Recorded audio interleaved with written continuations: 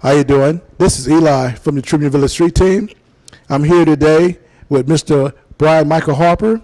I met Mr. Harper last night upon coming to the gas station, and I learned a valuable lesson. Never judge a book by its cover, because every book has a story. And Mr. Harper here, he enlightened me on a lot of things last night that I was truly intrigued on and had to share. But not just with some friends. I think everyone need to hear this and need to be advised and be aware of what's going on in this nation or this world of ours. Mr. Harper, how are you doing today? Oh, I'm fine, sir. I appreciate my good friend here helping me do what I'm supposed to do. I think God told me to do some things, and I'm trying to do it. I've been on CNN News 2 different times for anti-rape and anti-prejudice. I've been in the cover of Santa Monica Up Close. I'm the cover page on Santa Monica Up Close in Oregon. They did a whole photograph of the whole page was me. I've been in the Mountain Democrat. I've been in numerous newspapers, sometimes for swine flu. And swine flu, I gave $400 of my own money in kits that I made, emergency bio kits. In West Nile virus, I've been in the paper at least 3 times for awareness. If you don't get bit, you don't get sick, and there's many things that I've come up with to avoid becoming infected with viruses. I work with viruses. I can grow them. I've studied them, and I've developed cures for the Ebola virus, AIDS, and the other viruses. What's your background in virus? How did you get in contact with the virus? How did you get involved in that? Well, I've been to Glendale Junior College as studying geology, but I learned very quickly.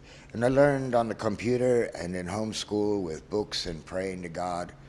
I could absorb knowledge faster than the teacher. I went to the college for a couple of days in 2 other colleges, but I learned everything in 1 day that I could. I've been to the college in Tahoe, I rode, and then I left. I learned interesting things in the college down in LA about, I was going to take a class in Levite history, the Levites, and I learned that the only people that have the DNA of Moses, the DNA of Christ, the DNA of the prophets, the Levites, is black people somewhere around Africa. They're the only ones that have the true genes. I thought that was amazing, how prejudice and how hatred and all these people that read the Bible would never suspect that the ones to inherit the earth are black. I take funds. When I'm doing these campaigns, I started out doing it on my own. But God cured me, and this is why I do this work. I had cancer, lung cancer, and they sent the papers to my house, and my sister got a hold of them, and I was in Barstow in a motel for a month. And I called home, and my mother said, "You have to be careful of your sister. She's calling mental hospitals, fire departments, authorities of every kind. My brother's out in the desert, crossing the desert, with a Bible in his hand, believing God's going to cure his cancer." When I got to the other side, the cancer was gone. So ever since then, and I met the angel Gabriel in the form of light, and now my life is based on how we have to have controls now. We have to put factories, build thought factories, thought tanks. Thought tanks are useful. I use them for everything. Thought tanks are groups of people that build ideas. You ask a question here, you ask a question there, it builds up every scenario. That's how I work on Ebola and viruses. I have a cure for the viruses. There's 2 cures that are known on the internet. One was reached from the pulled out of government papers. I went on the internet and I found a lady, and she was on the news, I believe, on the video, and she was telling everybody about silver splinters. I think it was nano splinters, 10,000s, or something. Well, anyways, she said that it'll cure, by government papers, Ebola, but it's not surfacing. There's a lot of things that aren't surfacing about Ebola. I went to the dollar store and I bought a whole bunch of N95 masks. And on the paper that says the dollar store mask, it said N95, swine flu, avian flu, and others. Didn't say Ebola. But the photograph was Ebola on something that it hasn't been seen. got here yet. So can you imagine people are producing articles for Ebola by showing the picture. When it hits, people will see that photograph on the news. And when they see that product, they don't have to read, that's Ebola, I'll buy it. So there's things that we don't know taking place. Forces at work. I always say, you can see what is unseen. You can't see the wind, but you can. You can see it by the work it does. If you look at history, if you look at the black man, you can see by the work it did. If you see Abraham Lincoln, he was named after Abraham in the Bible. A house divided will not stand. And Abraham Lincoln identified with Abraham. Solomon's prayers was a black woman. Prejudice did not exist until somebody wanted to control, to make a slave of somebody else, to ignorant them and to keep them ignorant. When Abraham Lincoln won that war, if he wasn't assassinated, he would have furthered a house divided will not stand. He would have united us all as brothers. For what good is it if we are not the songs of Solomon? And I heard you. A great city. And I was just a moment ago, you was talking about Ebola. And Yes. I know yesterday we talked a little bit about germ warfare. And actually, when I met you in your what is this, in your suit here? This suit I designed to keep my Ebola suit from being damaged by the sun. I made an airtight suit. It has O-rings around the waist, O-rings around the wrist. It has a bubble for the neck. It has a respirator. It has fans inside of it. It has an alcohol dispersal in case the suit tears. You push a button and floods the suit with alcohol so you can get out of the environment. And I had to create something to keep the sun from damaging the suit, because when it hit it, it shrunk and it would tear. So I came up with this, I call it the suit of Mosaic. I call myself Mosaic because I speak what Moses did. Moses said, quarantine. Moses said, wash. Well, with viruses, you even have to be very, very careful. Washing with other agents, even getting it on your skin before you wash, Ebola can hurt you. Ebola transmits through the skin. They say it's not airborne, but it is. They say that it's not transmitted by other things. Flies. Flies will, listen, there's a body there. There's vomit there. A fly lands on it. He doesn't have to eat it. Of course he is. But all he has to do is get that microscopic, the only thing that you can see it with is a electronic microscope. He could have hundreds, maybe thousands, on a little micro droplet that's stuck to his leg, and 30 feet away you're walking down the street and he lands on you. That fly is going to be the biggest transmitter of Ebola. The bodies, the things that are sick, the vomit, they'll love to lay their eggs. They'll multiply. They'll become swarms. In the future, it'll be terrible. Today, I made a video in voice of myself, of the future of Apple Valley. It was kind of like a futuristic, something you would see on TV. And I explained of all the things that were taking place as though they were, as War of the Worlds. I was using it as a SOS, Mayday, Mayday, can anyone hear me? I'm in the desert in Apple Valley. Everybody's gone mad. Okay, and I explain all the things that could take place. Pandemonia. Pandemonia is coming back. Pandemonia is on its return. The reason why all the people that had pandemonia, they've lost the resistance. It's been long enough, and it's starting to surface again. These other viruses that are returning are so dangerous too. And if you get more than one virus at a time, it lowers your immune system, so the other virus just walks in and finishes you off. There's two types of West Nile virus. If you get them both, you die. The immune system is depleted by it. I was talking about silver splinters. Now, in this video that I made, I described myself as an old man that came into town that carried all these things, you know, to purify their houses, to wash, told them how to stay clean. And They were sick people, and they thought I was the one that made it, or they were confused, and so they stoned the man, and he died. And I was talking to the man, and he gave me some samples. This sample, I'm going to tell you how to make something that will save your life from Ebola.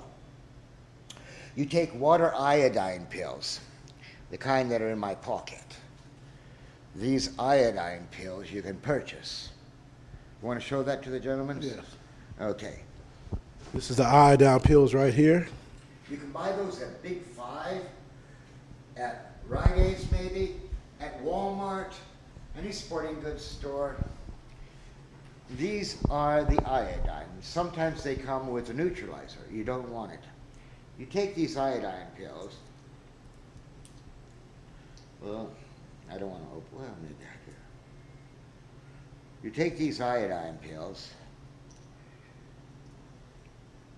Okay, well, these iodine pills. These iodine pills, you take ethanol alcohol.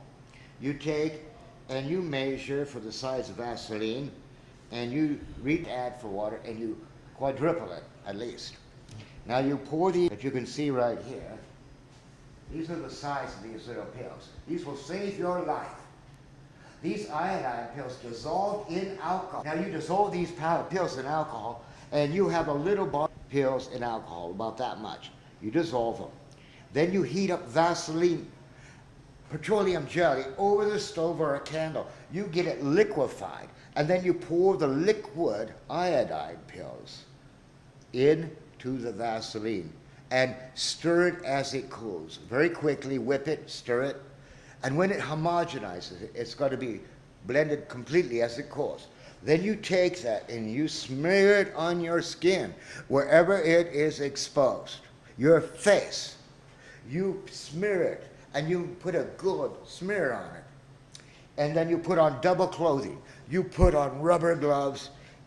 You put plastic bags inside 2 pairs of socks. You take a plastic bag, you put on 1 pair of socks, you put the ointment on your foot, you put on 1 sock, you put on the plastic bag, and you put on another sock over it. You have rubber gloves. You could even triple the rubber gloves. You put on glasses. You put on that cream all over. You put cotton in your ears, and you put glasses. And you try to get an N95 mask. I have one. The N9, I should have brought my Ebola suit. I was thinking of it, but I did. These are something that is called, read about those. Look at, show that to the camera. Mm-hmm. These are just the same as paint respirator supply kit. They And go on a mask. Mm-hmm. Goes over the mask. Respirators stop smoke. You can put this on and put your head under a blanket and put a fire with leaves on it, with all kinds of smoke, and you won't feel it. You will not get any respiration problems. It'll stop radiation. This is activated charcoal inside here. This will stop Ebola. It's got N95 and better. Okay, this is an N95. This is the one that I bought at the dollar store that had the photograph of Ebola on it. Arnold Schwarzenegger gave 2 million of these away to health workers in the H1N1 swine flu epidemic. I gave away $400 in swine flu kits. Bio bags and alcohol wipes, rubber gloves, and these, and instructions and all the information about swine flu. Okay, getting back to these respirators, you have glasses on, you have that Vaseline, you have a plastic bag over your hair, and you have every part of your body with no exposed skin and that Vaseline. Now you have reached what I believe is close enough to a level 4 quarantine. That's when a scientist goes into a laboratory and he wants to stay clean. Now, when you go into the house and when you take these clothes off, you've got to treat it like they're hot. You don't say, well, I don't know if I came in contact. You take everything off without exposing your skin. You go to a place where you could wash before you go in your house, perhaps make a tent, make something so that people, and no flies, no insects, no rats, no mice, or their relatives, because there's other things that are coming. No insects. Now you take these masks, and when you wear them, it gives you 99% chance less. The other agents that I have found that are good is this is a cleaning sanitizing wand I bought for like 37 or I think I spent a $40 bill. I don't have the batteries in it. Well, maybe it's going to work. It went on, yeah. Okay, let's see. Okay, you can see the light. I don't know if the Yeah, I see camera the can light. see it. Okay, this ultraviolet light, you travel over a surface and it kills Ebola. You going on a trip. It's for use for going on trips. You sanitize. It works better than nothing on this type of material, but works better on flat surfaces. Now, when I go in the movie I'm going to make with you guys of sanitizing to teach people how to sanitize their house, a village. We start at one end of the village with the wind blowing that direction, and we walk so the wind is not blowing back in our face. We go into the house, and I have a super one of these I'm making that you have to have special clothing, kind of like that suit. Yeah, I want to get to the suit too. Okay. Well, anyways, this light will be from here to there, and it will produce so much ultraviolet light that it will burn a person's eyes almost instantly. So everybody's got to, that's doing that when I'm doing the desanitizing, has to have protective goggles and say, I have it all. Okay. Now I'm going to walk in after I have done the basic steps. I'm going to sanitize with the light. Then I'm going to come in with bleach and iodine solution, and if you add, from what I've understood, if you add bleach, you have to use 100% pure, I mean you have to use no diluting the bleach.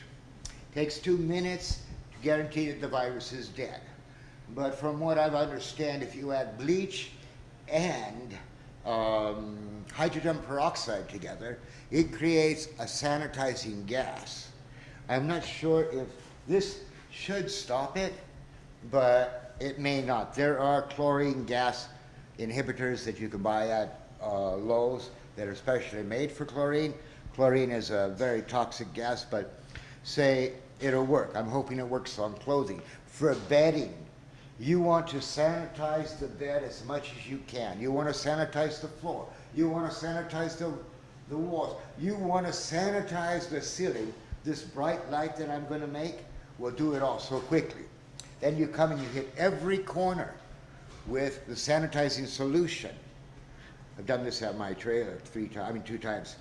Now you move every article in the village, in that house, that's not being used outside in the sunlight. The sunlight will make Ebola die quicker. It doesn't kill it right away, but it makes its lifetime shorter. Now, after you have eliminated anything that you're not going to use, you sanitize the whole house.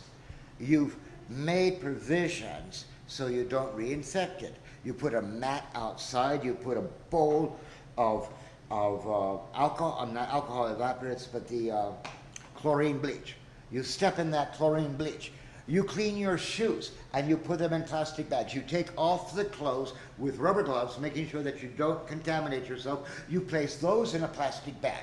After they're in a plastic bag, you take another plastic bag that has your fresh clothes on, you put them on. After you've washed your hands and anything that may come in contact, you make sure that the bag has been wiped afterwards, that has your clothes in it. You're dealing with an article that can kill you, and most people aren't smart enough to know that a level 4 security is needed on this virus. That's what the scientists do in the laboratories, and they're still dying. It's so dangerous. It's so small you can't see it. It can travel in micro airdrops. It can be on the surface. Somebody's in the room, they have a micro airdrop. You brush against that, it's possible. Moses said cleanliness. Well, another article is flies. You want these flies not to land on you.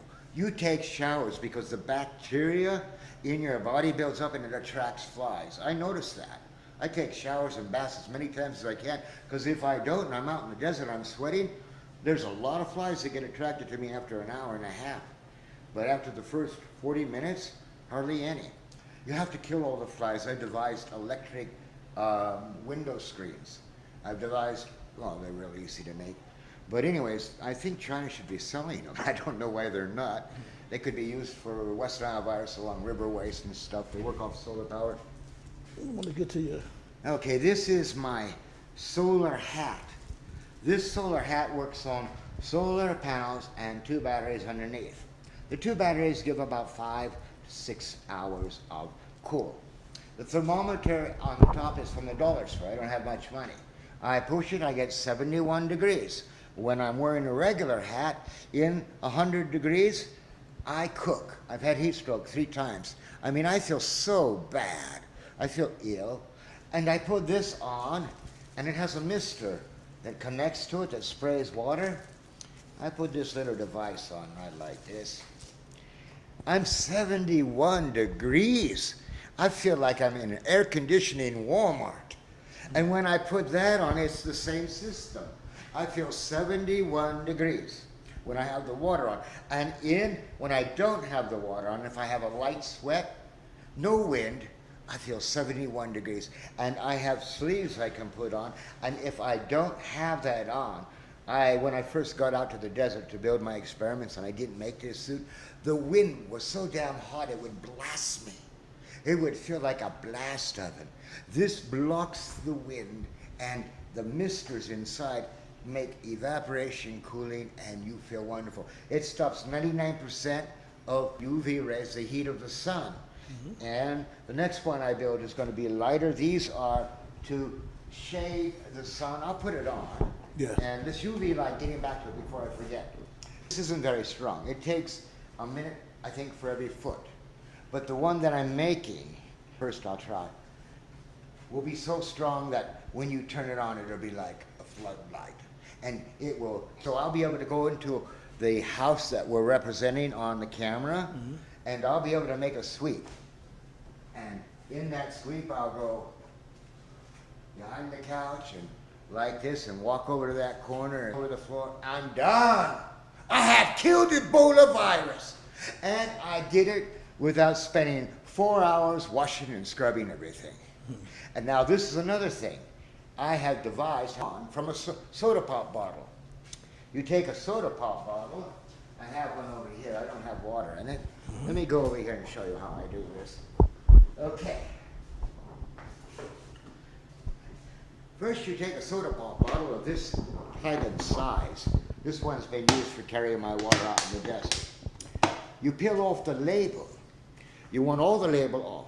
You want it clean and shiny. Just fill it with water, put the cap on it. And if you hold it in the ray over a surface, it'll make, if the sun's there, it'll make a line similar to this line. It'll go as long as the bottle, and it will travel over anything. It will light my cigarette.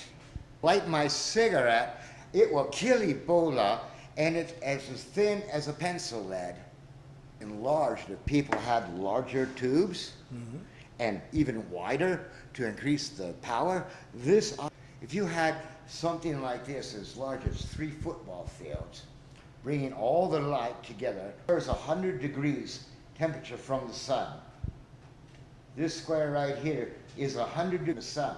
If you take a mirror and you have a mirror the same size and you reflect the light from that mirror onto that surface, now it is 200 degrees. Yeah. If you take another mirror over here and it is 300 degrees, mm-hmm. another, it is 400. 10 mirrors, you got 1,000 degrees. Mm-hmm. A Pepsi bottle is too much water to do that, but you can take 2 pieces of glass and light. You can see it at the dollar store. Magnifying glass is this big. They have 2 pieces of glass. In the middle, that's air. Like shingles that catch the light, and you put it on something, so you get something this as big as 3 football fields. You will run a reactor for electricity, steam. You could make a rice cooker doing something like this to cook. And you could make a stove. You could melt glass in the Sahara Desert. You could melt glass if you melting the sand to make pillars of glass, to make like plywood glass, real thick, to make cities out of glass. with solar light. I believe that. To Ebola. This system here is fantastic for somebody who doesn't have any money and they don't have any solution. How can you kill Ebola if you don't have alcohol? You can make alcohol, but how do you do it if you don't have a germ solution? You can boil water and submerge things in water. You have to boil it for 5 minutes. But this bottle in Africa, and you know, you got a plate and you want to eat off that plate and you just don't want to because it just might have Ebola. A Pepsi bottle might make you feel a little better. It's possible. It's just something that stimulates your. If you entertain somebody, they'll want to live. They don't. Oh, another thing is the kids should not go and play in the jungle in Africa. They should avoid insects. They should not pet animals. They should not play with each other. If someone's sick, they should have 4 levels of quarantine. The first level of quarantine is they've quarantined the whole place over there and they shoot you if you try to escape. So the people that are there, they've got to be smart enough to take all the people that are sick and say, you are showing signs of Ebola. You're showing signs, so I'm going to let you have this little section to live in. And because you love me and I love you, I don't want you to come out and give it to my daughter or my brother. So by your honor, we'll give you whatever you need, just don't leave that, because you are at level 4. Okay, now anybody that goes in to help these people, they can't come back out to the people that don't have it. They have to be quarantined too into level 3. They have to separate themselves for 21 days after they've come in contact with someone. If they're giving medicine, if they're giving water, they're giving food, it all has to be passed from one to the other. When somebody's sick and you even come close to them, it is breaking level 4. Okay, so level 3, any health workers, anybody that helps, stay there. Now, the level 2 is for people. Level 2 is for the people that are come in contact with somebody that show no signs. And level 1 is for the people that haven't come in contact and have no reason to, but they're quarantined by the government. They can't leave. Maybe don't need to be quarantined, but they have to stay away from the other levels. And in that case, the people that never came in contact, and if someone's got it, you remove it immediately, you are doing what Moses did. You're doing what Moses did. These iodine pills. Now I'm going to tell you something that will save many lives over there. Now in India, they had dysentery so bad. It killed millions of people every year. Ebola causes diarrhea. Diarrhea is dehydration. Dysentery is diarrhea, it's dehydration. Ammonium DA I was going to do it if I ever got rich, but it came out somebody already did it. They sent $1 million of ammonium DA to India. This saved millions of lives. Ammonium DA, when you have diarrhea, is like a present from God. You can hold your body fluids. You don't dehydrate. You have so much better chance of surviving Ebola if you have a packet of ammonium DA anti-diarrhea pills. I have some right here. I'll show the camera. These are genetic. So you have your whole little survival kit right here. Well, I have to carry everything with me. I live out in the desert and people go through my stuff once in a while. Okay. I don't know if the camera can pick this up. Here, you show it to them. Okay. And open the package and show them what it does. Yes, the package is a little bit worn now, but let's see what it looked like here. You take 2 of those pills after you have a bowel movement. Every time you have a bowel movement. And they will keep you from dying if you have Ebola. That will keep you alive. That will save your life from dehydration. More people die from dehydration with Ebola. The dehydration destroys your system. If you don't have liquids to carry the platelets of your blood. Now, I'm going to explain to you how to cure Ebola with my technology. First, I'll explain to you what a virus looks like. A virus is like a bubble. The outside bubble is a protein. It contains the RNA. The RNA is a protein chain. If it's straightened out, it looks like a piece of spaghetti. Okay, now when it has a magnetic field to it, it coils like a spring. The DNA of a human cell has the same thing. It has DNA and its opposite polarity. Now this is the secret of how to destroy Ebola. Ebola has receptacles that cling to the protein wall. They stick to the protein wall, they inject into the cell the virus code. Now the virus code goes in and it comes in contact with the fluids of the cell, and they both neutralize. They demagnetize. They straighten out, and then they splice each other together. And that's how come zebras have stripes, is because of viruses. And that's why our DNA is today. Now, the genetic code of a virus is duplicated not as a cell. A cell has sympathetic mass. You have a chain of protein. The other chain is created because of sympathetic mass. Sympathetic mass is like putting a guitar here and a guitar there. Two guitars. You strum a string here, the other one vibrates. Sympathetic mass is that mass is like a magnet to itself. It attracts itself. You can take a glass of water, fill it up over the brim. Why doesn't it go off the edge by gravity? Because it's attracted to itself. So sympathetic mass is why the protein, the atoms are caused. Okay, now, in cancer, when the cell is trying to split, you have two chains. It's like adding magnets to each other. Each time you put another magnet on top of another one, it becomes stronger. And if you put 10 magnets together, it's a lot stronger than just one. And so as the protein chain is put together, it builds up a magnetic charge. And when it is completed, the magnetic charge is built. You have two magnetic charges, the same polarity, and they push against each other. Now, the cell wall, if it's soft enough, will split.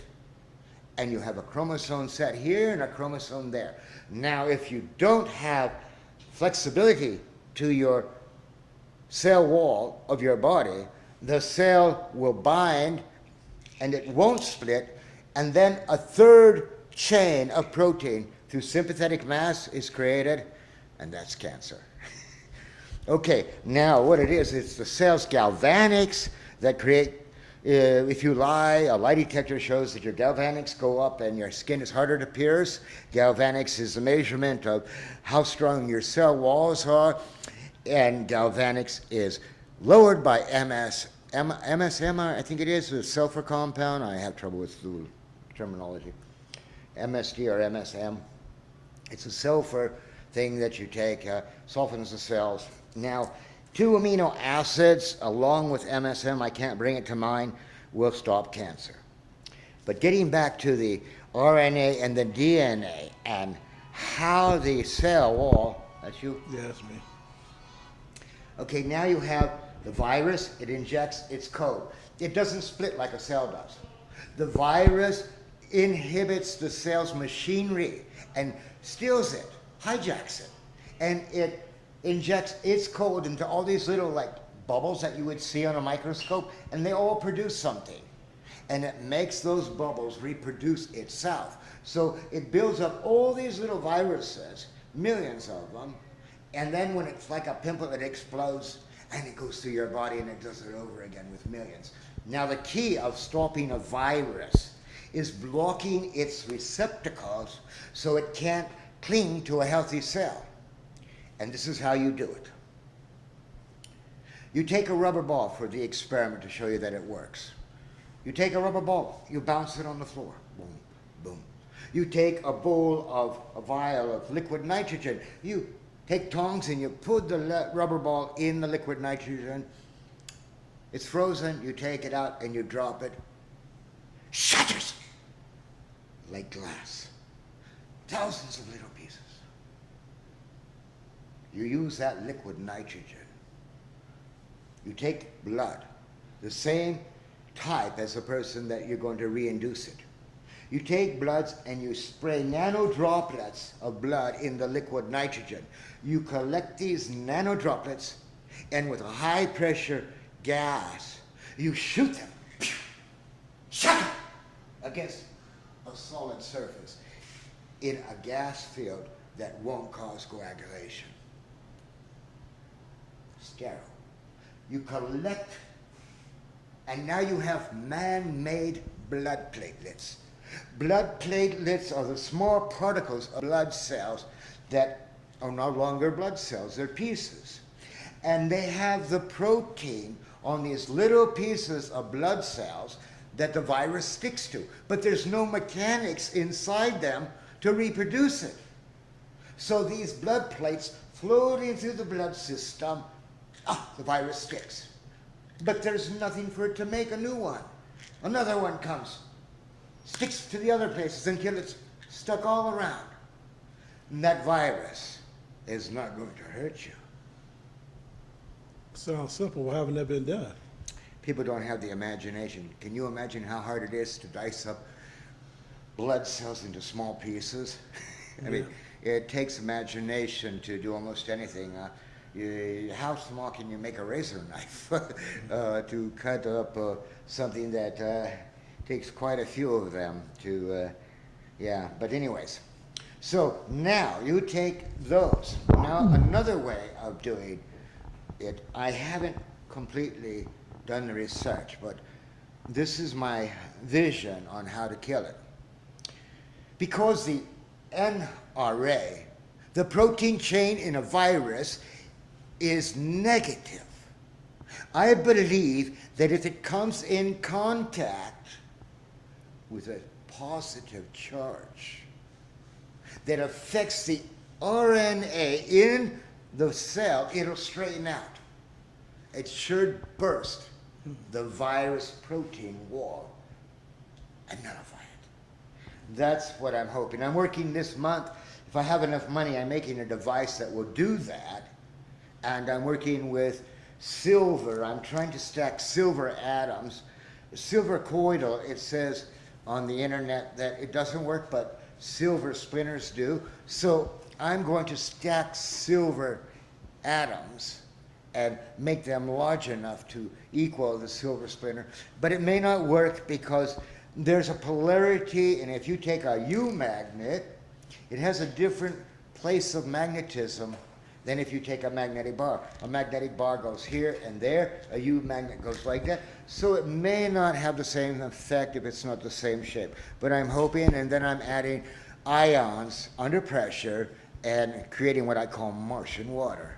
Martian water is, on the polar caps of Mars, scientists have found that it's soda pop water. They call it soda pop water. The Martian air compresses into the water, and the ice is CO2 water, what you drink. So I make soda pop Martian top ramen. I get orange soda pop, add it to top ramen, boil it, it's delicious. But I believe that the gases inside with an ion charge to it, using possibly gold or silver, splinters or nano pieces, it's not going to be colloidal, it's going to be stacked atoms, might be an inhibitor to the virus. And I'm trying to make the little device. It doesn't take much, maybe $100 and I'll have it done. But I'm looking forward because it will boost your energy. I mean, because silver is an electrocarrier. It is like taking a glass of water and you have pure water with no, distilled water, and you put a charge of electricity and read the meter, it doesn't hardly read. You take a little bit of silver atoms and you blend it together and you get zip. The body is made of a field of electricity. Every cell in your body has an electric field. It's what we can photograph. The electric field is in every living creature.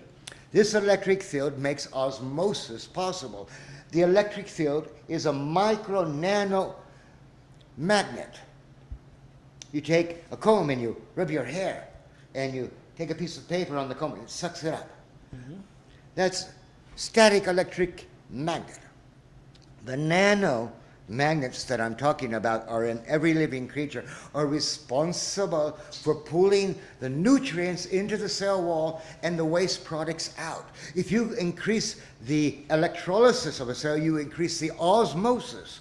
The osmosis, if nutrients go in very quickly and waste products come out, what a healthy plant you are. And so what it is that my experiments in the past have been very successful. I left my laboratory and I'm out in the desert trying to create the scenario of a field hospital using tents, every scenario, including don't make man-made shade, rattlesnakes love it, from anti-heat suits to anti-heat shields for tents, solar fan ability, water purification, foods you can eat. I've done quite a few videos on what to do and how to make, if something happens in a city and everybody's got a hot spot, it's a level 4 there. It's everywhere. And before it gets to a level 4, and before martial law sits, and because martial law will set in, it will be there. Curfew and others. When things start to go wrong, and if you want to survive, and you can do it, but there'll be violence. There'll be people that are sick and that don't have food, and people that aren't sick and want food, want other people's things. There'll be that. It's happening in Africa now. It happened in the days of the plague. It was called oil of thieves. Now, this is the thieves would put it on and they would go rob and they wouldn't get sick. I hope they don't use mine. So, okay, another thing is, after you have taken your bath, sterilized yourself at the front door, you've put all your clothes inside bags and you walk in, you make sure your body fluids. If you cough, make sure you are not around anybody. If you're going to sneeze, walk away from everybody and have everybody do for you as you would do for them. Biogas, too. Antibody odors are bad. They say you can't get it. There's micro droplets even in farts. It's true. Now, that leads on to more things that we need to talk about.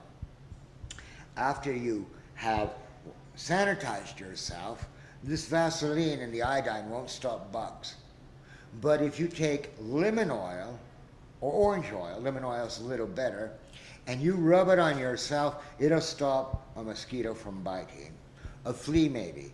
Ticks are going to be bad. But I believe flies are going to be the worst of all things. People won't pay attention. They don't bite. They just crawl. In Africa, they're everywhere. And they're normal. They're just there. You grew up with them. You don't even see them. There's somebody behind that house there. They're dead. The guy doesn't know as they're walking on the street.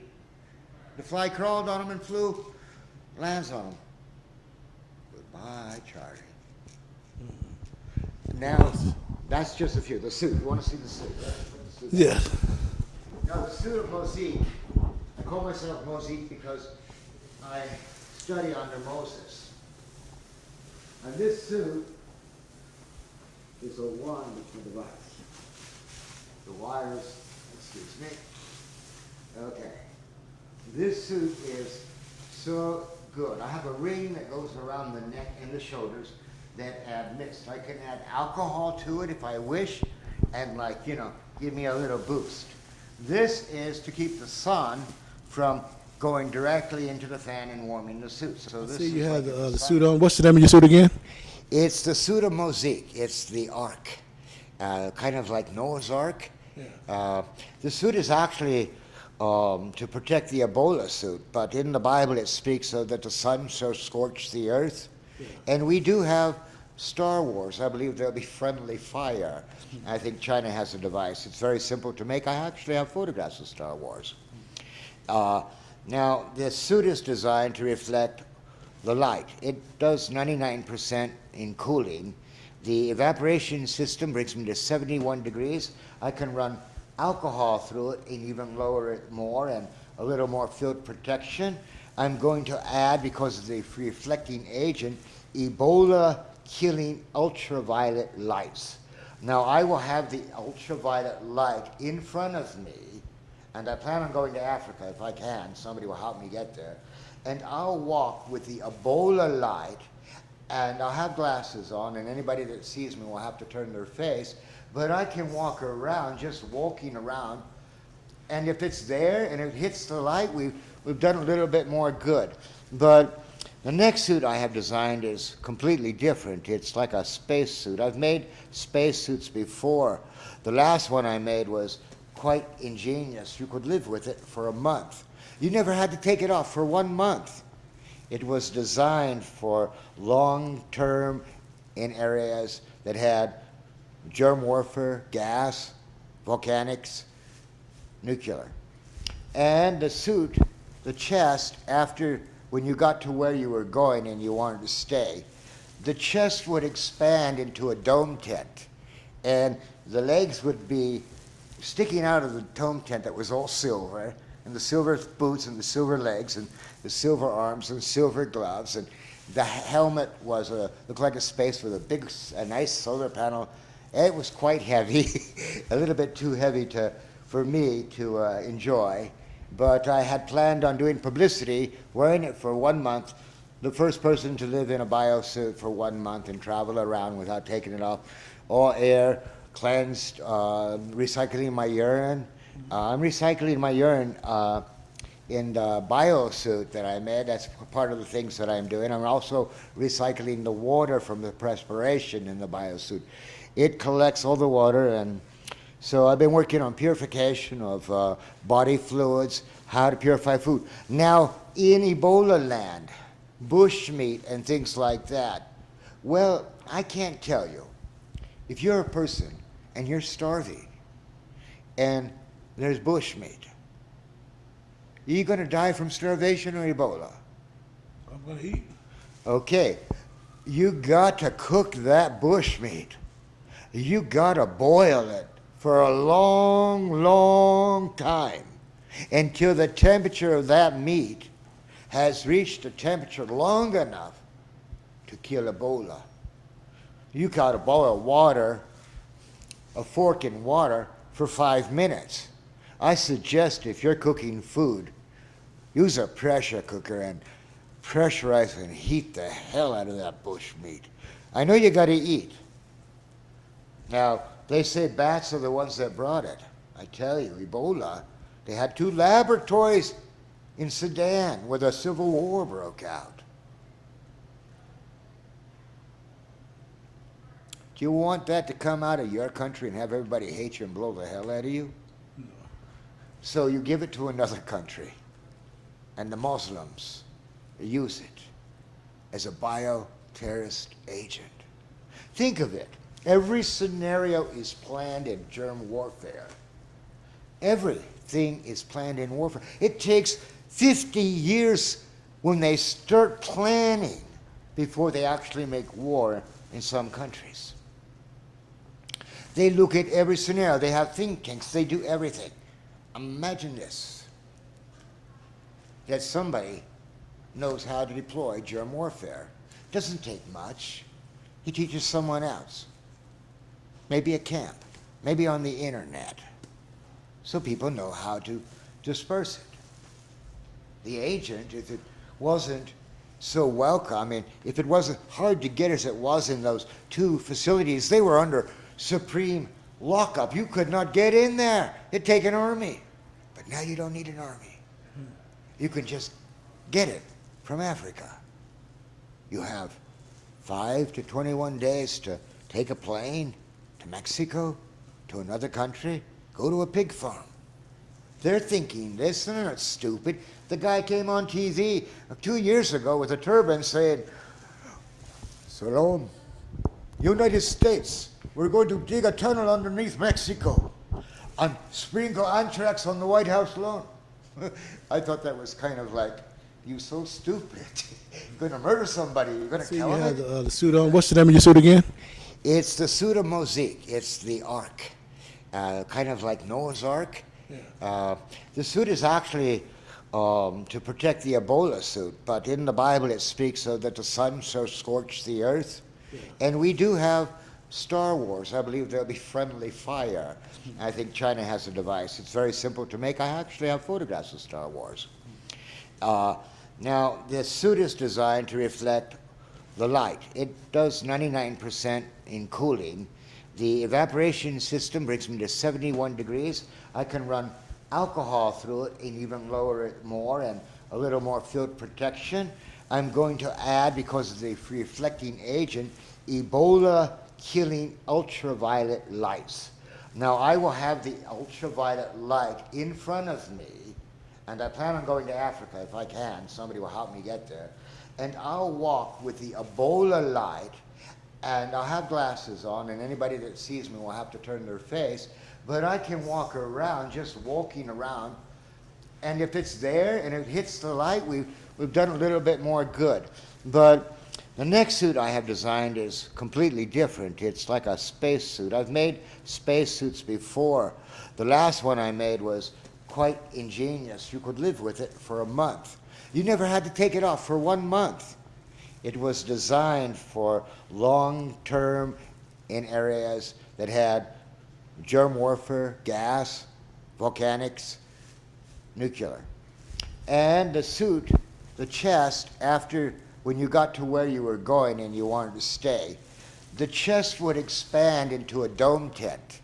And the legs would be sticking out of the dome tent that was all silver, and the silver boots and the silver legs and the silver arms and silver gloves. And the helmet was looked like a space with a nice solar panel. It was quite heavy, a little bit too heavy for me to enjoy. But I had planned on doing publicity, wearing it for 1 month, the first person to live in a biosuit for 1 month and travel around without taking it off. All air, cleansed, recycling my urine. I'm recycling my urine in the biosuit that I made. That's part of the things that I'm doing. I'm also recycling the water from the perspiration in the biosuit. It collects all the water, and so I've been working on purification of body fluids, how to purify food. Now, in Ebola land, bushmeat and things like that, well, I can't tell you. If you're a person and you're starving and there's bushmeat, are you going to die from starvation or Ebola? I'm going to eat. Okay, you got to cook that bushmeat. You got to boil it for a long, long time until the temperature of that meat has reached a temperature long enough to kill Ebola. You got to boil water, a fork in water, for 5 minutes. I suggest if you're cooking food, use a pressure cooker and pressurize and heat the hell out of that bush meat. I know you got to eat. Now, they say bats are the ones that brought it. I tell you, Ebola, they had 2 laboratories in Sudan where the Civil War broke out. Do you want that to come out of your country and have everybody hate you and blow the hell out of you? No.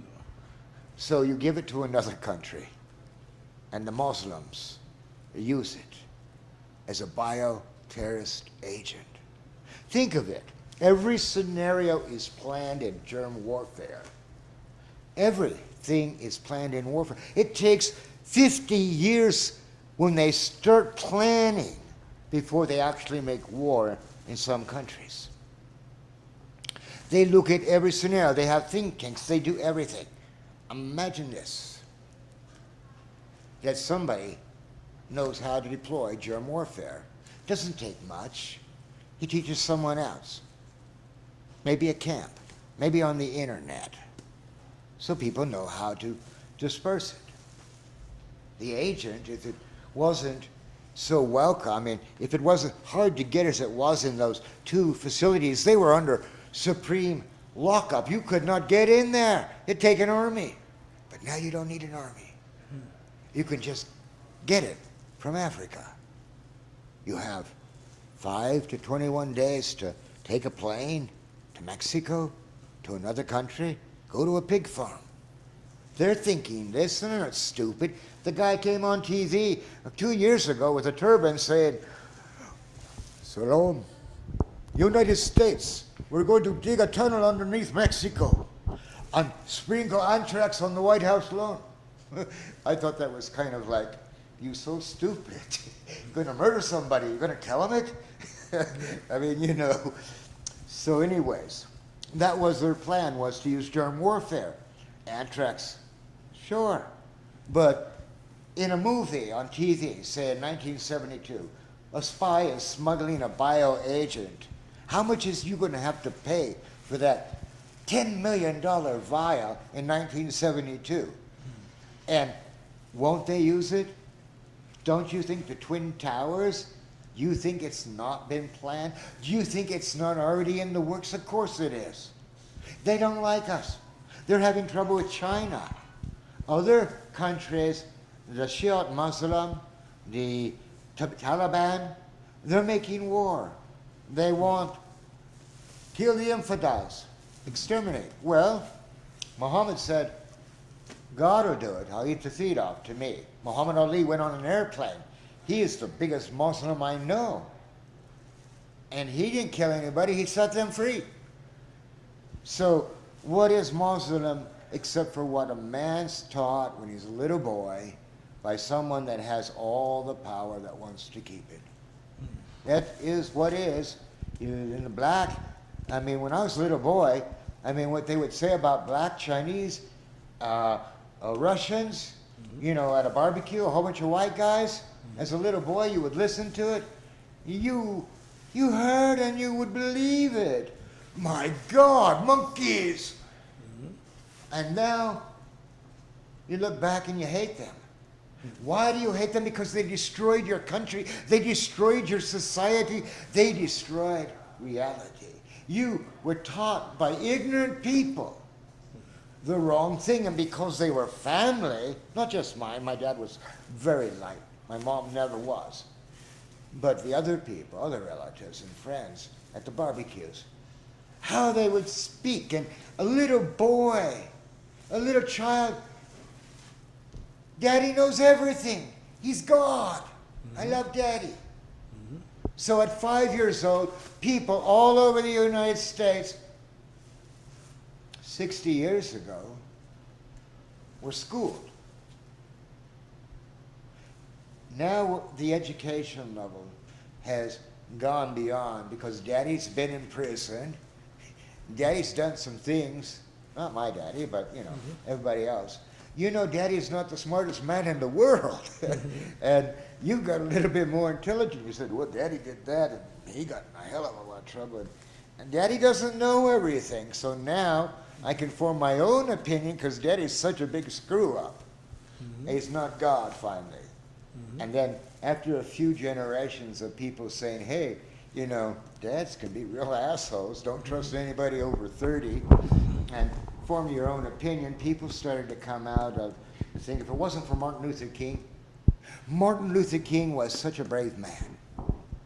He was a man of such sight. He was maybe he knew Abraham Lincoln and Abraham in his heart, because a house divided won't stand. And the Solomon's prayers, the Bible talks about Solomon praising a woman of having black skin.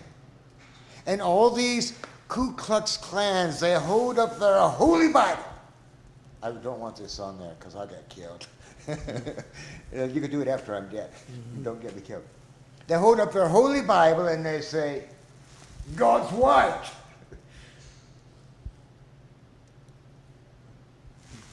Now, you're a little kid and you're going to church. Minister tells you God's white.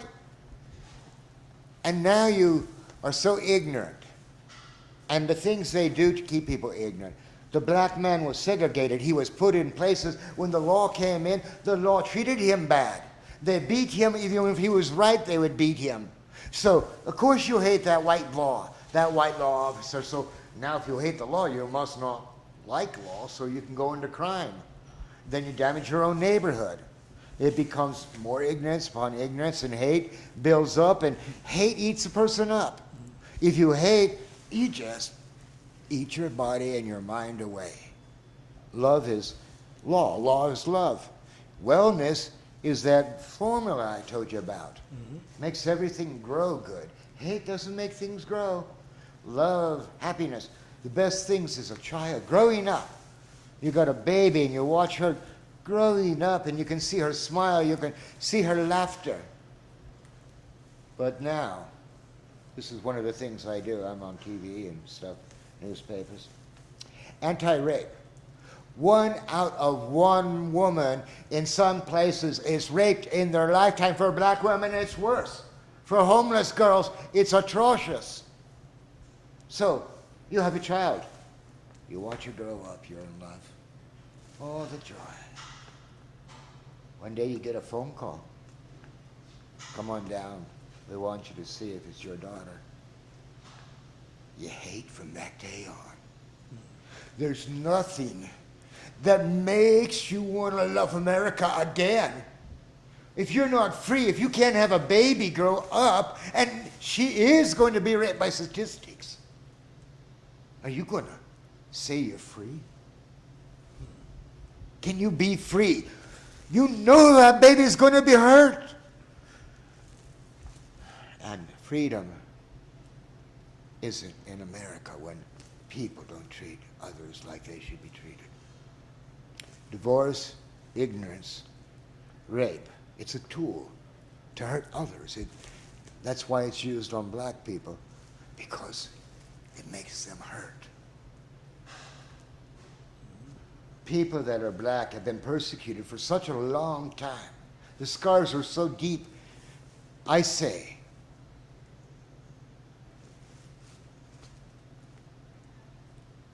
the guy that was a football player that got accused of hurting his wife or killing his wife, she appeared in my living room the day it happened, that night, and he was there, and she said he didn't do it.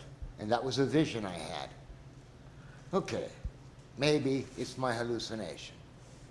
Maybe years later, because he's angry at somebody, he said he did it. I've said things that I didn't do. Yeah, I did that.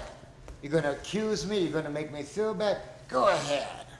I did it. Now what? I think his feelings were hurt if somebody said he did it. I don't think he should be in prison because he took something that somebody took from him. He was set up like Monica Lewinsky. He was taken out of a picture. We need heroes. The black people need heroes. We need forgiveness. In the future, black people will be assassinated right before it happens, before the Ku Klux Klan stimulate black rain. They started it. The black men don't know it. Look at the Indians, the alcohol. They got their land.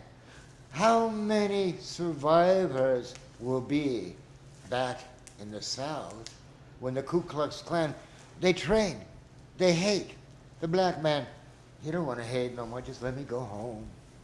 He's been beat up so bad that he don't even have a heart for trying to stop it. In California, they're warriors and they'll kick ass. But it's only going to bring them to the presidency. If black rain is stimulated, they're going to blame it on the black people. Them people, look what they did. We need an army. We don't have one. The militia of the Ku Klux Klan, all ready, all trained, that's talked about in the army by people that are been out of the army. I've talked to men that said, hey, the fourth rank is rising. I can't get in the army because they won't let me, but when it happens, I'm going to be there. They're going to take me. So there's a lot of things that, like the Ebola. Picture of Ebola. Life's a chess game. They move you here, they move you there, they move you over there. But if you don't have a vision to see that you can't see, but you can see by the work it does.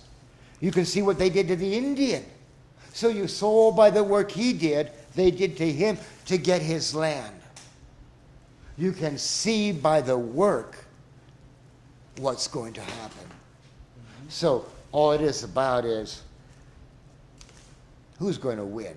They're going to get the presidency. They'll get the presidency.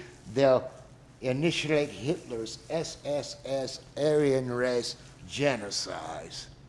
I'll be taken. I'm on the list. But the seriousness of it is that people seek power and they learn how to do it. I met a man that was very evil and very rich at one time in his life. And I looked through his eyes. He had a view of society that was amazing. When I looked through his eyes, I saw things about what is there, how people work to get what they want, how it's done, how power is obtained and how it's kept. I saw such evil in that man. And yet,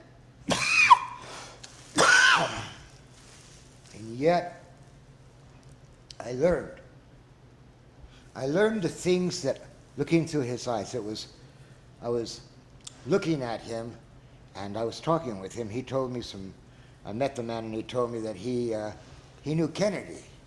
He went to college and he met Kennedy and he had a secret. I was with a young man that just got off the bus. I protected him from a gangster. He was from another country. Gangster was kind of giving him a bad time. I stepped in, straightened it out. And when the guy got off the bus, we were in a small town, and I went and bought a bottle of gin, and I sat behind the guy's driveway that we were talking about that was evil. Mm-hmm. And we're drinking the gin off the road together, and he's on his way he's from Germany, he's going to the Sequoias. He doesn't believe in God. He's an atheist, and I'm talking to him about God. I say to him, do you know what God is? And he says, well, I don't believe in him. And I says, well, God can't be hurt. He says, all right. I says, well, see that mirror? I says, now, I'm going to show you I can take that cigarette right here, and I'm going to put it on that mirror, and you'll see my reflection. And if you put it on my face, I would be burned. But if you put it on that mirror, I'm never burned. We're the reflection of God. That God can make it so we don't get hurt. He has laws and rules, and it's the idea that we live in his imagination, and all he has to do is imagine us again, and we're there. I said, without God, there's anarchy. That's when two kings fight together, and one king dies, and the next day he comes and looks at his body, and there's ants eating him. Now he's the ruler of ants. Anarchy. Well, the man believed in God. And as we were drinking and talking about it, the man pulled up in a car and with a nice suit and just visited with one of the top officials of the water system, somebody that very high up. He owns all the water rights of California and all the other places, that rich man. And the other man was supposed to be a famous painter. And as we're talking, he says, I have a story about when I met one of the Kennedy boys. But I can't tell you right now, come back. Well, I came back and he told me, I didn't believe it, but the man was quite a hypnosis. He told me a really outlandish story that I don't want to repeat because it damages reputation about one of the Kennedy boys, but the man was a manipulator. He kept on dying and getting people to buy his paintings and then showing up somewhere else and dying and buying their paintings. But quite a character. His girlfriend was a multi-billionaire, and he, when the police came for me, they said, you have to leave. You don't have residency. Let me stay in his yard. Police have always given me a bad time ever since I started my anti-prejudice. I was arrested. Now edit this, because I was arrested in Arizona for singing a song about Obama. If you kill Obama, someone's going to kill you. There's a hit on the hit, man. What you going to do? Okay, I make it different each time. But anyways, I'm crossing the desert. I got a kayak and supplies, and sometimes I talk like a pirate, when I got my boat. And It's in, I'm crossing, and it takes 3 days to get out to the river because I have to go back and forth. People carry my boat for me sometimes for a while and help me, and we make friends. Well, I was a half block from the river, and I had camped. I had ran out of water, and my teeth had just fallen out. I had brand new teeth. They were not the permanent ones, but they were great for for getting your picture taken. And I was supposed to go back at the end of the month and get the new ones. I woke up to 2 police officers with a gun in my face. Beautiful woman, and she says, "What are you doing?" And they had already set me up. They went through my camp and they took some of my science gear. I had lead underwear for surviving. To be a breeder, you have to, well, I don't know. I had exotic air cleaning devices and stuff. And the police had gone through all my camp before they even got to me, a couple of days before I was in town. So they had set me up because I was in the paper, and I had done Santa Claus Obama going down the Colorado River. Before I did that, everybody on the river loved me. Everybody treated me like a king. They'd come out in video, bring me all kinds of exotic things, take my photograph maybe 50 times a day. Call me the Goat Man, because the way I climbed the mountains and stuff. Saved a lady from a rattlesnake. But I was a hero out there until I did Martin Luther King. Oh yes, we was on that yesterday. That left quite an impression right there, because I myself I do a little poetry, and that kind of stuck in my head. Can you do that for me? Sure. I was flying a kite in the mountains with the spirit of Moses. God told me he wanted the 10 Commandments back in the eyes of people. So I went and I flew a kite in a massive thunderstorm with the wire on the kite going to a lightning rod. On top of the lightning rod, it had a box with metal and glass and other things mixed together, and the lightning rod went through the material to a pulley to the wire. So when the lightning struck the kite, it would travel through the pulley, ground so I wouldn't get electrocuted, and melt and fuse the 10 Commandments together in a blue glass. I was hoping. It overheated and mush, but it was great. But anyway, so I'm up there in the mountains, and before I go there, this has to be off camera, this portion. Before I'm up there, I'm on the coast in my car, and I meet a young man. His grandfather's really high up in the mafia. And he takes me to his house. He's a magician, and I have a business called Journey of a Lifetime where I take people up in the mountains to get them off of drugs. And him and I, we collected on the coast together. When he showed up, we collected some jadeite, California jadeite, with the idea of, making some money off of it for him. I collected a box of it for a man that showed up with a wedding. His wife had a wedding dress on it, and he said it was worth $10,000. Okay, well anyway, so when the guy went down to the beach, we collected some jadeite, became friends, and he invited me back to North Hollywood, and I found out his grandfather was high up in the mafia, and that he was selling a lot of meth. Well, I told the guy I could get him off meth, but if he comes on Journey of a Lifetime up to Lake Tahoe, do not bring anything. It will wreck everything. It'll spoil my reputation. If you get caught, I'll never have a business again. And I didn't believe him. He was trying to get me interested and trying to get me hooked up. So I left on the bus instead of him taking me back, but he was supposed to meet me in Lake Tahoe. I went to Henderson Resort and I put on a show there with a spacesuit and lasers, and I had locked my keys in the car, and as I was trying to get into the car, a police officer helped me by holding a light. And as I was talking to him, I said, "Hey, I met somebody that I'm not really proud to know, and if he shows up, he's supposed to meet me here on the 4th of July. Would you show up and give him a search?" Nonchalantly, so if he's carrying something he said he might want to sell, doesn't damage my reputation. I told him absolutely not to, positively not to. I mean it, but if he does show up, he might 1% bring it. Will you show up and search me? He says, "I'll be busy. I'm sorry." So I didn't keep the appointment. Mm-hmm. I didn't want to take that 1% chance because it was important to me. So anyways, I'm climbing the mountain, and I've got a 100-pound pack on, and the guy pulls over, and he needs help. So he signs up for Journey of a Lifetime. I get him back together with his wife. He sponsors the movie. I fix his whole life up. He steals the movie and sells it to National Geographic. I get thrown in jail. Police come up with a helicopter. I'm taking photographs of the helicopter. I just made the movie. The movie got sent down with the guy. He was lost before and for a night. And I said, next time you're lost, I'll shoot the gun. He wasn't there. He was supposed to be there. I shot the gun. I also did a film sketch of Deuces Never Loses, a cowboy thing, and I was hollering, if you steals me gold black Bart, I kills you. Okay, and I was doing some other lines. Well, anyways, the police show up and the helicopter lands, and about an hour later, I've got a big crew of men around shooting. They shot the tent. I said, what'd you shoot the tent for? It was a bean bag.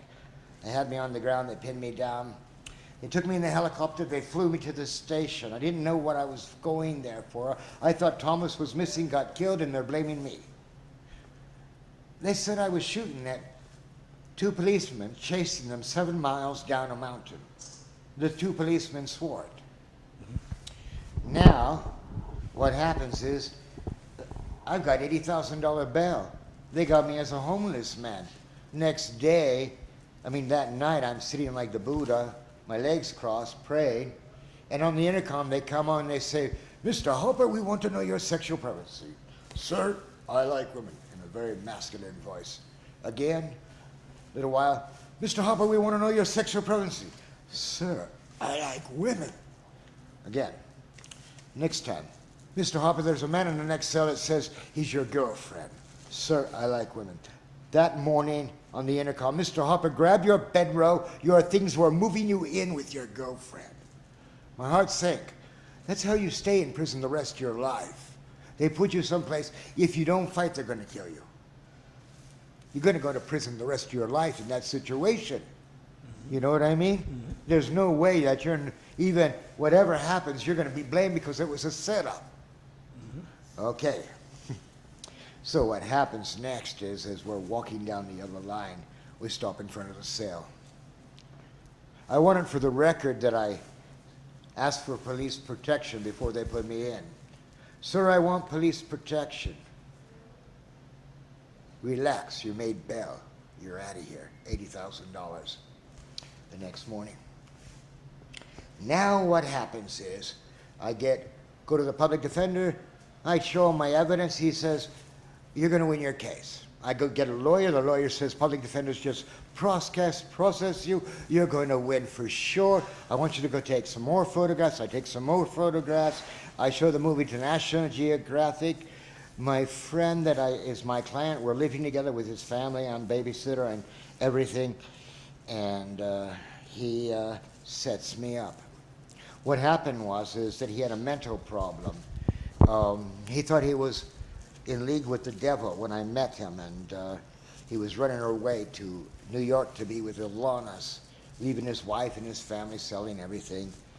And I took him on Journey of a Lifetime, and I did some things that made him impressed. One day, where we got 3 base camps, and at base camp 1, we get up to base camp 1, and now the next night we're at base camp 2, and I'm telling him about 3 toes up there.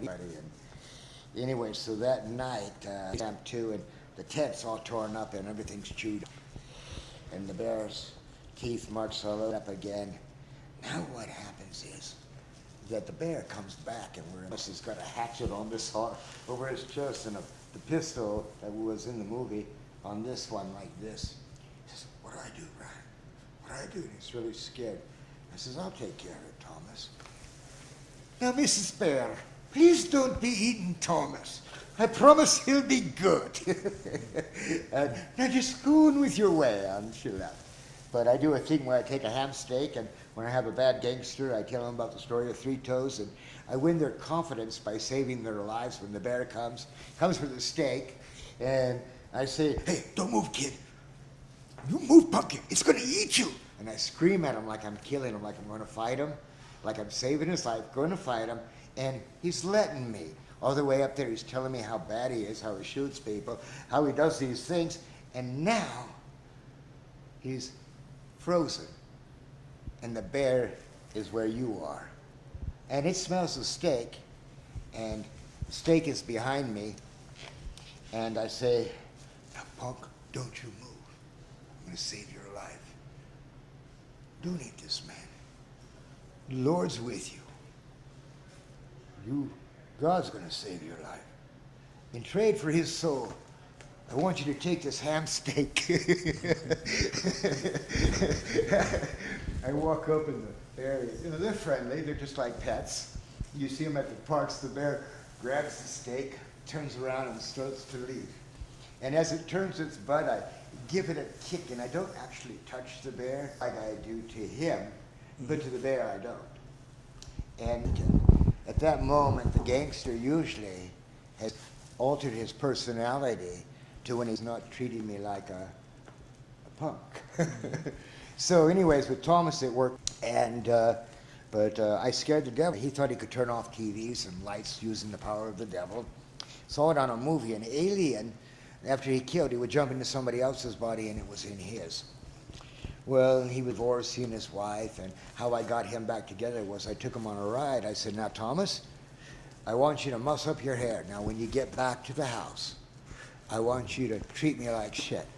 And when your wife asks you what happened, you tell them that you got in a fight with me. And it was over you, that we threw punches, and now we're not talking." She says, "You got in a fight with Brian? You fought Brian over for me?"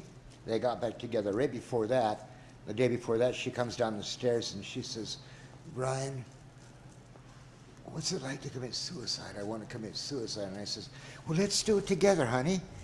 I'll go with you. Hey, I know how to do it. Let's do it." And she goes, "Oh, but I don't want you to die, Brian."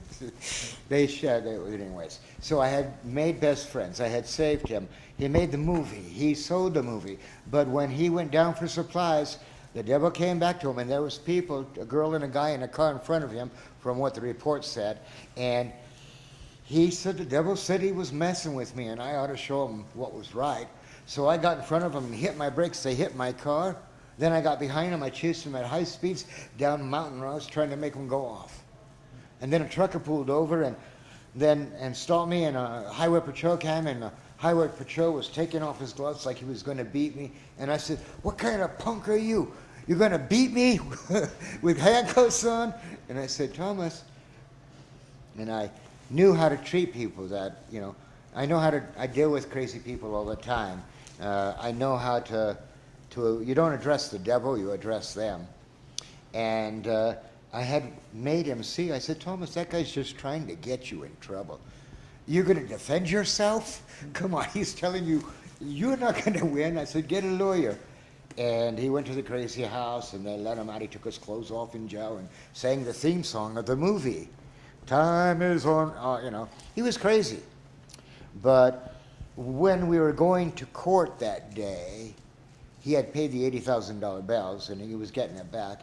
We had an argument over his deity, he called it, the devil in the and so when I got to court, the lawyer they told me to plead guilty the whole time. I mean, not guilty, and we were going to win. Thomas and I thought were great. I thought it was okay. And the lawyer put his hand on my shoulder as I was walking into the courtroom with him, and I said, "Sir, I don't like to be touched by men." I got in front of the judge, and the judge asked me, "Stand up, and how do you plead?" I said, "I plead not guilty." The lawyer said, "No, we're going to change your plea to guilty. You're going to do 30 days time served, and they're going to drop the charges."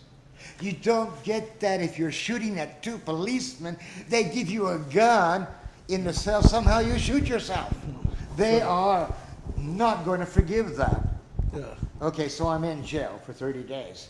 And I'm writing stories, books, and things about God. And Martin Luther King's spirit comes to me. So I write this.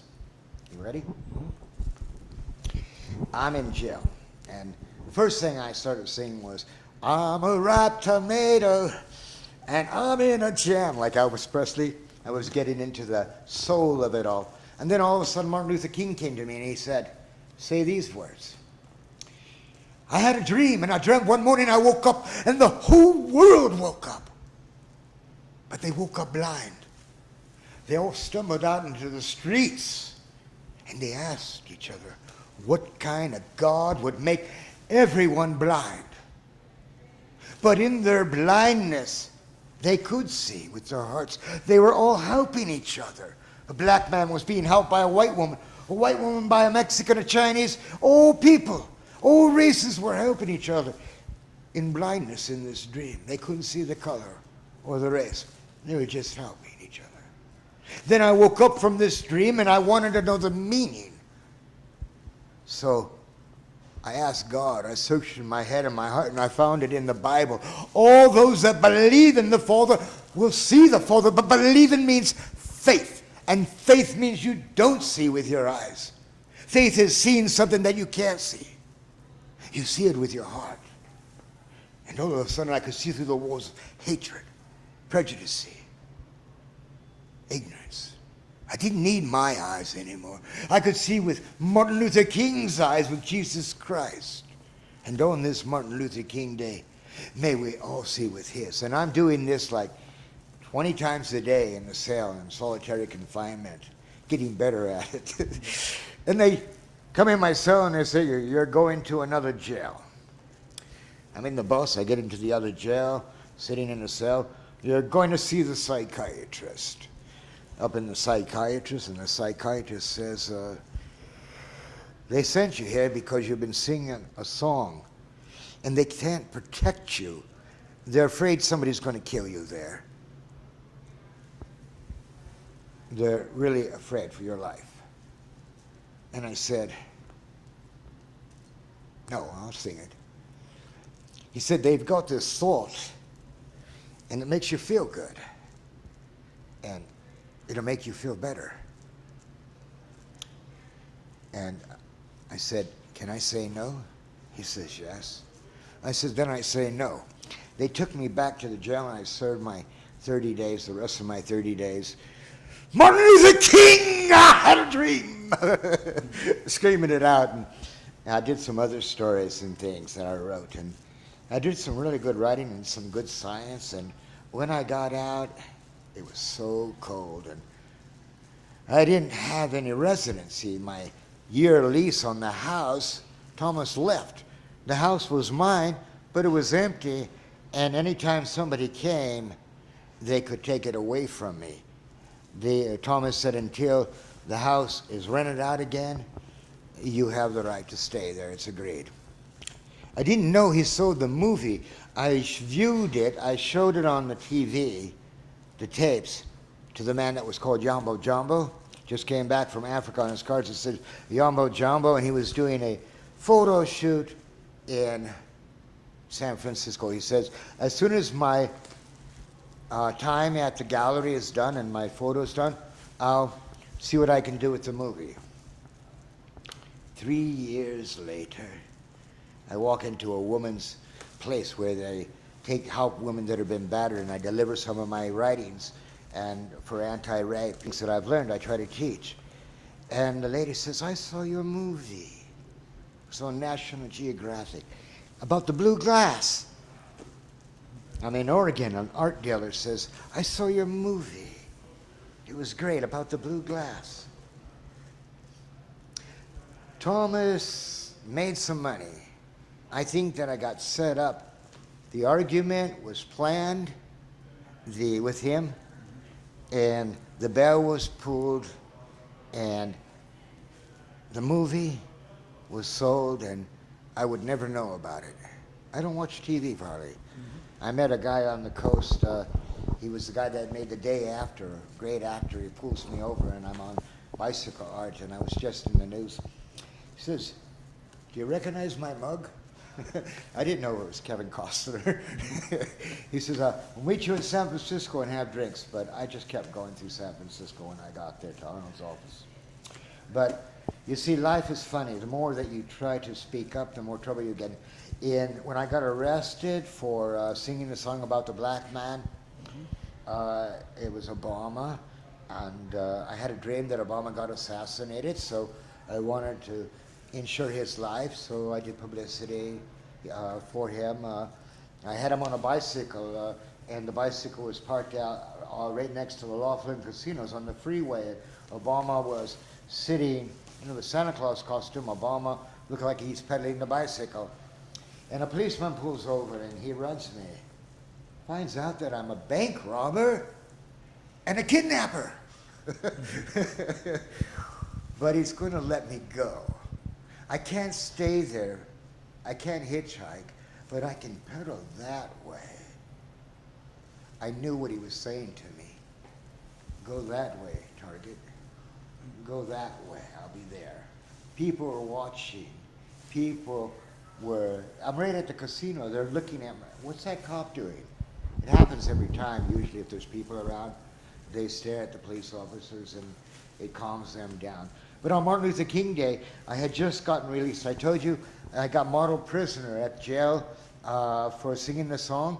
As they're transporting me for 4 hours across the desert, they're telling me all kinds of things bad about black people and Mexicans. And they pull off in the desert, in the middle of the desert. I think they're going to shoot me. I'm in the back in handcuffs. Why are they stopping? They get out and they take a piss. They get back in and they're talking, and I think, if I do what my friend did, he got busted and he said to the cop, your wife was great in bed and you got a year in prison. I said to myself, I'm going to try this. And they were telling me all these bad things, and I go, you guys are right. Thank you for educating me. I was taken in. I won't do this no more. Okay, I got model prisoner. In jail, 2 Indians come up to me and they say, I'm in the holding town. Kind of big one Indian, the other regular size, and he comes up to me. And we're in the holding tank and they're drunk and, hey, you want a sock? And I look around, think real fast, and there's a dirty sock over there. So I reach down, I pick up the sock and I rub it in his face. Here, I got one. And he laughed. But in jail, it was like, I wasn't sure I was going to get out alive. And when I got $10 fine and released, I had to go to an area in town. I didn't have a warrant, but it's an area in town. They had a black man hanging from the gallows for many, many years. It's what it is. And I got sent there for a warrant. Somebody killed somebody that looked like me. I got off the bus. I had my life threatened many times. The police said there was no warrant. I had to wait. I did a giant mosquito again, and I wrote a book about West Nile virus. I stayed on the Indian reservation. I lived with a Muslim, went undercover. I ended up reporting that he knew 2 underground facilities somewhere, I'm not supposed to say, where they keep all the terrorism. And I tried for 2 years to get somebody to listen. Finally, the FBI did. But he went to the mosque and told them. That was the information that I got. So, I do things for my government. If somebody's going, I don't do it for drugs. Listen, what are you going to do? Tell me that you're going to sell a bag of drugs? I don't give a shit. I can't. You're not going to prison. You're not going to learn. It's just going to make it worse. Don't tell me. Leave me alone. But if you're going to murder somebody, hey, let's go have a drink. Okay, so anyways, what happens is that I got shot at last week, I think it was, about 7 days ago. I'm out in the desert making the suit, and a black truck pulls up, and it's about 300 yards away. Boom! 10 gauge Magnum. The bullets hit right at the wall. Pellets everywhere, strong pellets. When a pellet hits hard. I get out of my chair and I walk over to the pellets and I look over and see him. Then I walk away about 20 feet so I get a better view, and I'm looking at him and he's looking at me for about 5 minutes, and then he drives off. Next day, a white pickup comes zooming around my tent, does a donut, stops right in front of me. I say, hey guy, what's up? I've learned how to treat people that are crazy. Thomas wasn't so good because he had other motives. I was in the hospital, my teeth. I never got the permanent teeth because I got arrested.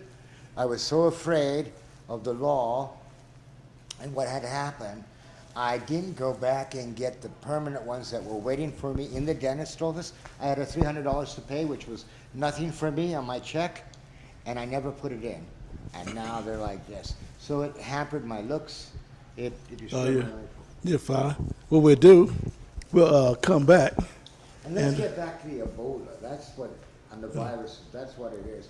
And I'd like you to get some shots of the actual suit, the one that is pressurized with air I made, and the helmet. I didn't bring it,